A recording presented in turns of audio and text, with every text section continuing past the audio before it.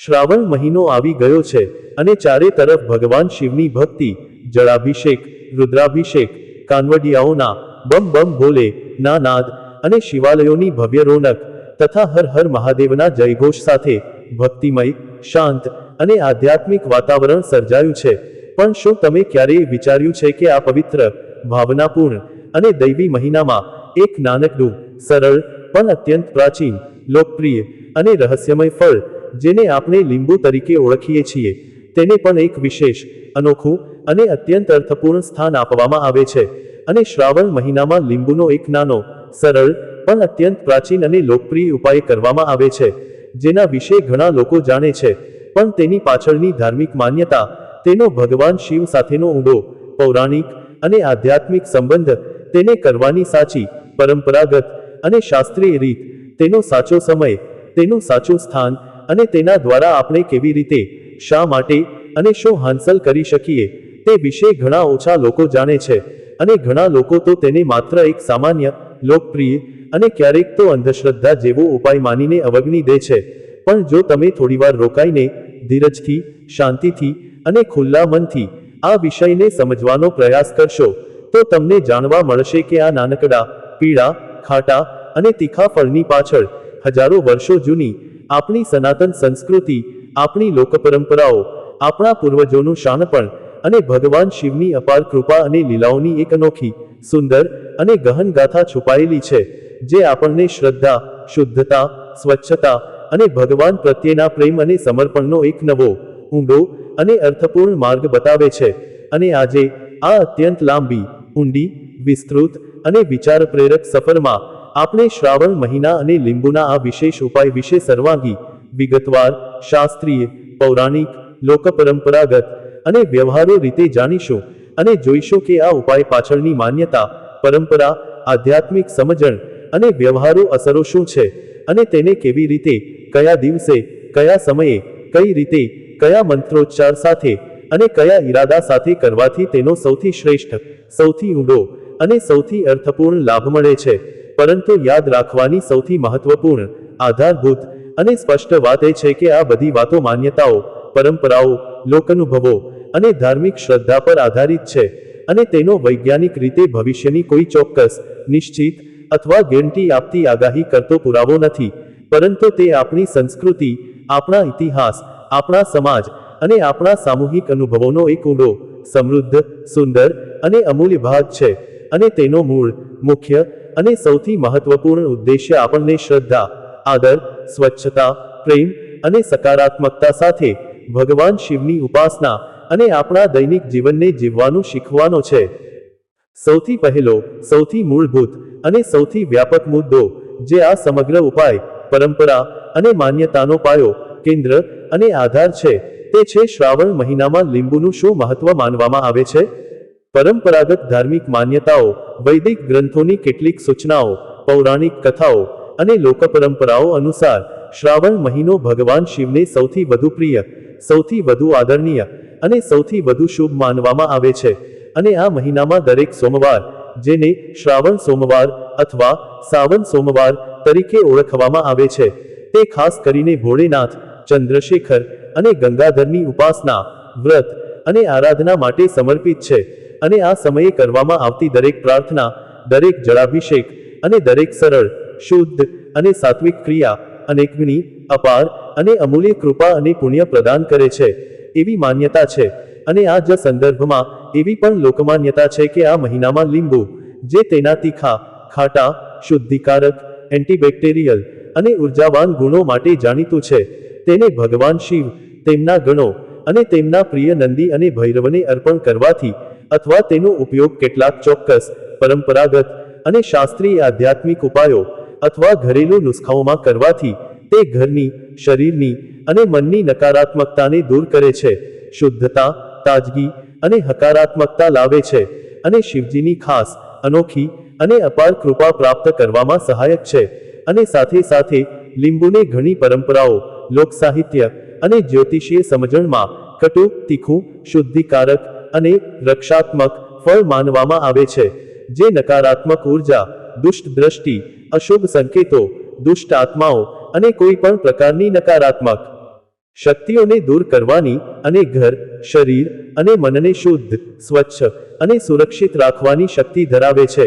એવી પણ વ્યાપક માન્યતા છે. અને ખાસ કરીને શ્રાવણ મહિનામાં, જ્યારે ચોમાસા, વરસાદ અને ભેજને કારણે વાતાવરણ ઘણીવાર ભીનું, ઠંડુ અને ઉર્જા સ્તરે સંવેદનશીલ, અસ્થિર અને બિનશુદ્ધ થઈ જાય છે, ત્યારે લીંબુના આ કુદરતી, તીખા અને શુદ્ધિકારક ગુણોને વધુ મહત્વ, વધુ ઊંડાણ અને વધુ આદર આપવામાં આવે છે. અને આ સમયે તેનો ઉપયોગ, તેની સાથેનો ઉપાય અથવા તેનું અર્પણ કરવાથી ઘર, શરીર, મન અને આત્માની શુદ્ધતા જળવાઈ રહે છે અને શિવભક્તિ, ધ્યાન અને આધ્યાત્મિક પ્રગતિનો માર્ગ વધુ સ્પષ્ટ, સ્વચ્છ અને સરળ બને છે, એવી પરંપરાગત, લોકપ્રિય અને શાસ્ત્રીય માન્યતા છે.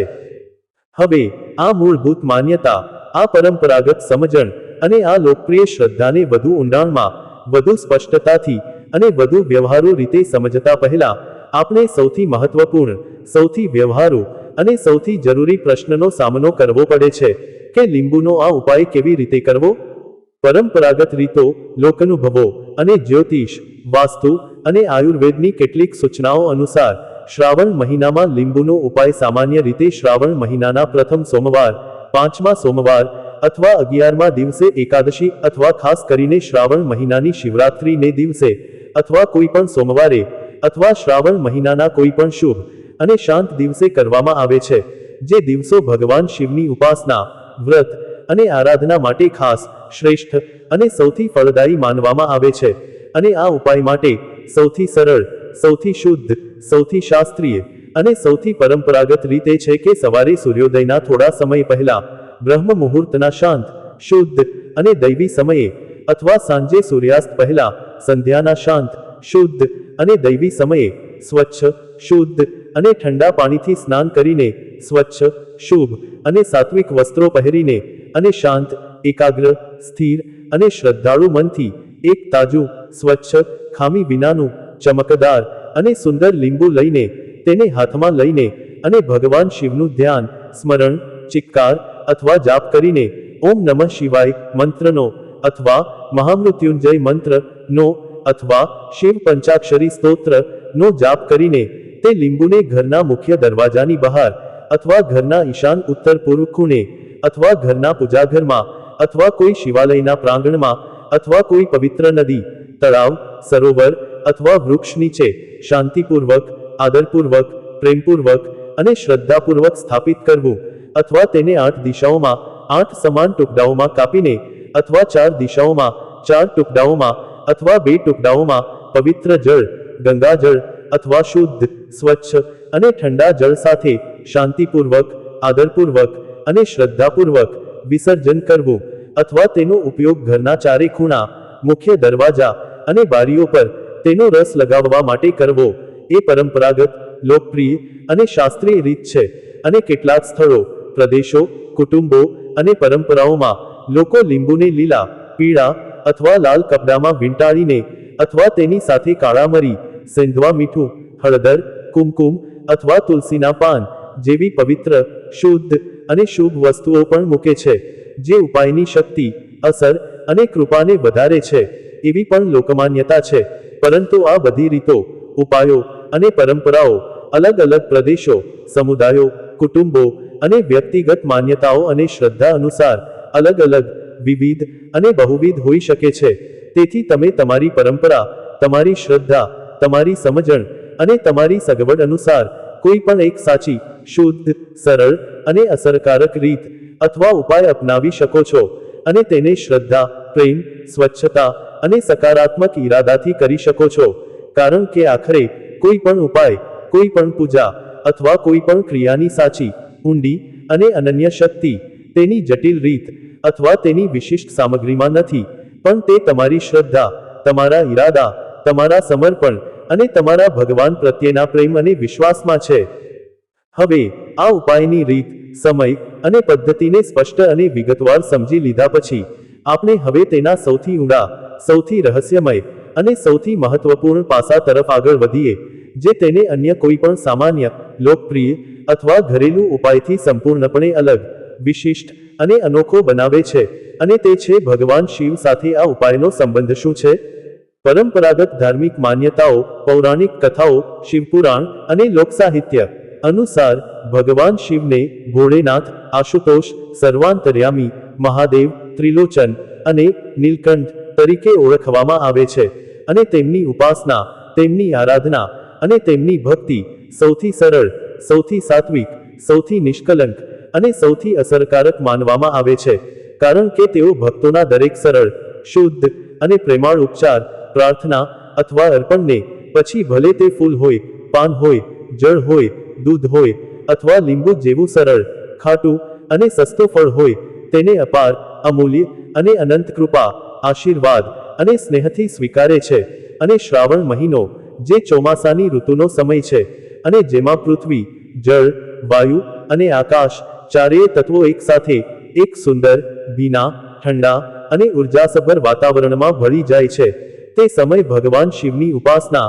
તેમના જળાભિષેક, તેમના રુદ્રાભિષેક, તેમના ધ્યાન અને તેમની ભક્તિ માટે સૌથી અનુકૂળ, સૌથી શુભ અને સૌથી ફળદાયી માનવામાં આવે છે. અને એવી ઊંડી, પ્રાચીન અને વ્યાપક લોકમાન્યતા છે કે શ્રાવણ મહિનામાં જ્યારે ભગવાન શિવ જગતના કલ્યાણ, રક્ષણ અને શુદ્ધિકરણ માટે માતા ગંગાને પોતાની જટામાં ધારણ કરે છે અને સમગ્ર જગત પર વરસાદની શીતળ, શુદ્ધ, પવિત્ર અને જીવનદાયી ધારાઓ વરસાવે છે, ત્યારે લીંબુ, જે તેના સ્વભાવે અને ગુણોથી ખાટું, તીખું, શુદ્ધિકારક અને નકારાત્મકતાનો નાશ કરનારું છે, તે ભગવાન શિવના પ્રિય ગણો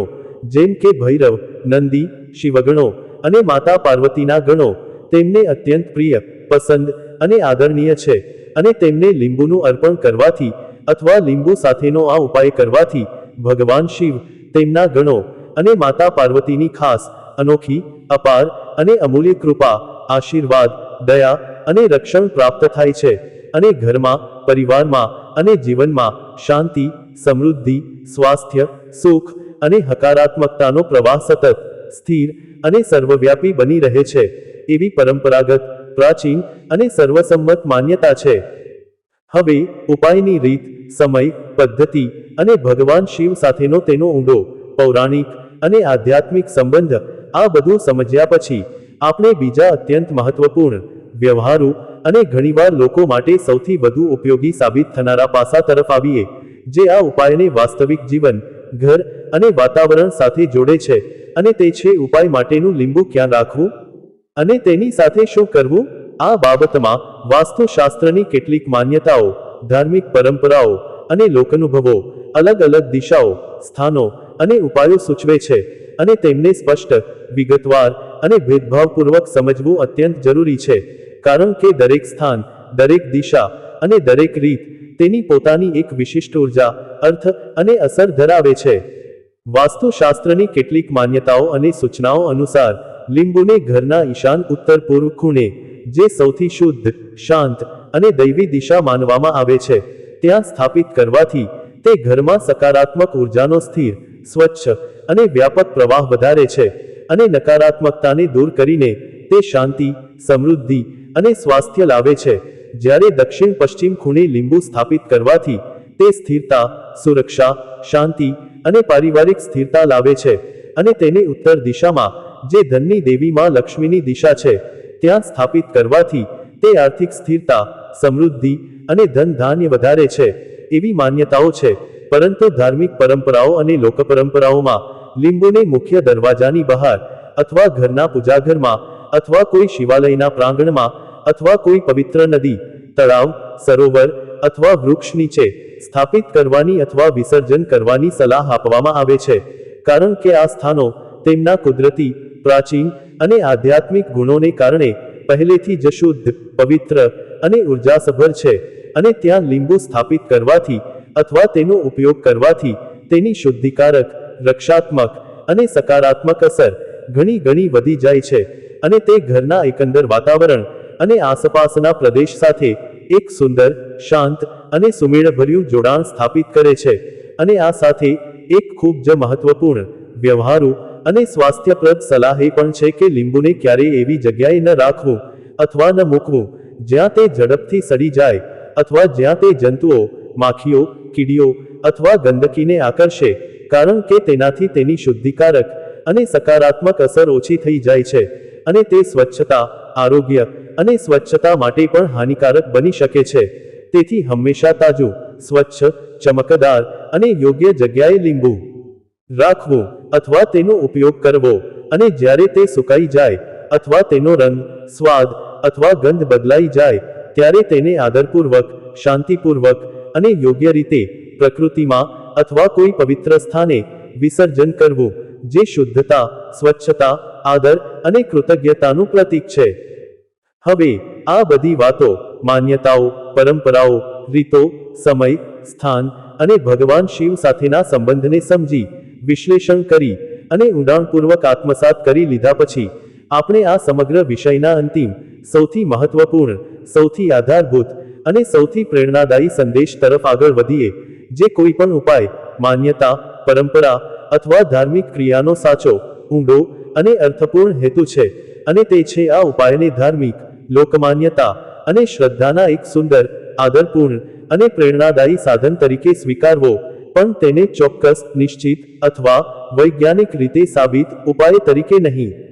શ્રાવણ મહિનો, ભગવાન શિવ, લીંબુ અને આ ઉપાય, આ બધું આપણી સંસ્કૃતિ, આપણી પરંપરા, આપણો ઇતિહાસ, આપણા પૂર્વજોનું શાણપણ અને આપણા સામૂહિક અનુભવોનો એક ઊંડો, સમૃદ્ધ, સુંદર અને અમૂલ્ય ભાગ છે, અને તે આપણને શ્રદ્ધા, આદર, શુદ્ધતા, સ્વચ્છતા, પ્રેમ અને સકારાત્મકતા સાથે ભગવાન શિવની ઉપાસના અને આપણા દૈનિક જીવનને જીવવાનું એક સરળ, સુલભ, ભાવનાપૂર્ણ અને આનંદદાયક માર્ગ પૂરો પાડે છે. પરંતુ એ વાત સ્પષ્ટપણે, નિશ્ચિતપણે અને પ્રામાણિકપણે સમજી લેવી જરૂરી છે કે આ ઉપાય અથવા આ માન્યતાઓ ચોક્કસપણે કોઈ ચોક્કસ પરિણામ, જેમ કે પૈસા, નસીબ, સફળતા અથવા સમસ્યાઓ દૂર થવી, તેની ગેરંટી અથવા બાંયધરી આપતી નથી, અને તેનો મુખ્ય અને એકમાત્ર હેતુ આપણને શિવભક્તિ, શ્રદ્ધા, ધ્યાન, શુદ્ધતા અને સકારાત્મક ક્રિયાઓ અને આદતો તરફ પ્રેરિત કરવાનો છે. અને જ્યારે આપણે આ ઉપાયને શ્રદ્ધા, પ્રેમ, સ્વચ્છતા અને સકારાત્મક ઈરાદા સાથે કરીએ છીએ, ત્યારે તે આપણને માનસિક શાંતિ, આંતરિક સ્પષ્ટતા, ભાવનાત્મક સ્થિરતા અને ભગવાન શિવ પ્રત્યેનો આપણો પ્રેમ અને સમર્પણ વધારવામાં સીધી, ઊંડી અને અસરકારક રીતે સહાય કરે છે,